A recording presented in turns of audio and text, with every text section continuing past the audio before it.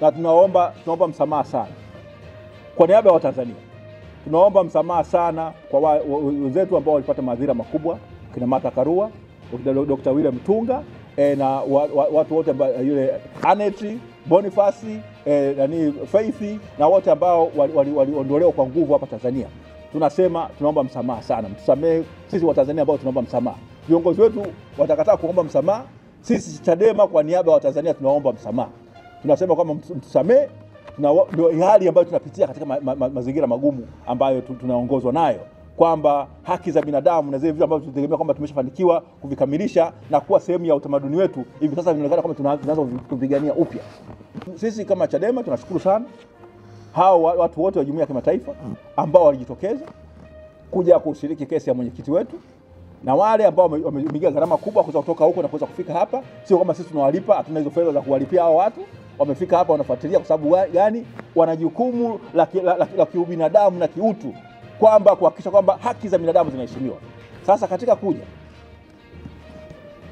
baadhi ya wanasheria na wanazuoni nguli kabisa siku ya Jumamosi ile na Jumapili, siku ya kuamkia Jumapili na kuamkia Jumatatu, wakazuiwa wasiingie katika Jamhuri ya Muungano wa Tanzania.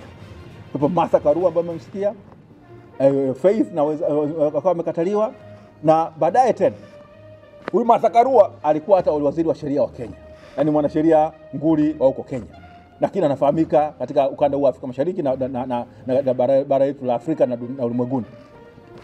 Nakuja Dr. William Mtunga. Huyu alikuwa ni jaji mkuu wa kwanza wa Kenya baada ya kuwa na katiba mpya ya 2010. Ndio ameweka msingi wa mfumo wa mahakama ya Kenya kuwa jinsi ulivyo. Anafika hapa Tanzania, anakatazwa, anakataliwa, anarudishwa. Alafu unategemea kwamba mambo haya ni yataishia hapo hapo. Vile vile mmemsikia na huyo kijana huyo mwingine hapo jambo ameshikwa, Boniface Mwangi na yule dada Aneti Arugaire, ambao wamefanywa vile vile leo ndio tunaambiwa kama wameondolewa. Lakini jinsi ambavyo huyu Boniface alivyofuatwa pale katika hoteli ya Serena na akawa yuko hatarini, watu hawajajitambulisha sawa sawa, au viongozi wanataka kwamba atoke nje, uongozi hata wa hoteli haujui, mpaka ikabidi pale jana asubuhi amefanya, ilikuwa ni mzingo wa fracas, watu wakashangaa, wageni wanashangaa, mtu anataka kushikwa mtero, uongozi wa hoteli haujui. Mpaka baadaye wanasheria wako pale ndio wamepambana, yule mtu akakimbilia kwa wanasheria pale, na kiongozi wa ulinzi wa hoteli akasema kwamba amwezi kumchukua mtu bila kujitambulisha nyinyi ya kina nani. Kwa hiyo tuna taratibu, PGO inaelekeza namna mtu anatakiwa kushikwa, lakini wenzetu hawafuati hivyo. Kwa hiyo Chadema kama chama kinalaani yale yote ambayo yalitokea. Tunaonekana kwamba tunataka kusema kwamba wasituingilie. Wasiingilie katika nini? Katika masuala yako ya kiuchumi, katika masuala yako ya kitamaduni. Wanasema hapana, katika masuala yangu jinsi gani ninashughulika na wapinzani, jinsi gani haki za binadamu zinavyotekelezwa.